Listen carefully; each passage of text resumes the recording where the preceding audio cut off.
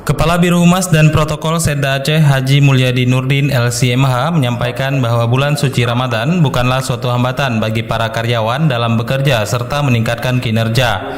Hal tersebut disampaikan Haji Mulyadi Nurdin saat menjadi narasumber pada acara spiritual Serambi FM dengan tema Puasa dan Etos Kerja di kantor Serambi Indonesia, Menasah Manyang, Aceh Besar, Senin 5 Juni 2017. Mulyadi mengatakan puasa bukanlah alasan untuk tidak menjalankan tugas. Justru di bulan puasa, para karyawan harus bisa meningkatkan kinerja dan pelayanan. Mulyadi menjelaskan selama Ramadan, pemerintah sudah mengatur jadwal kerja para pegawai, yaitu masuk jam 8 pagi dan pulang pada pukul 15. Hal ini, kata Mulyadi, karena waktu istirahat disingkatkan dan waktu makan siang ditiadakan.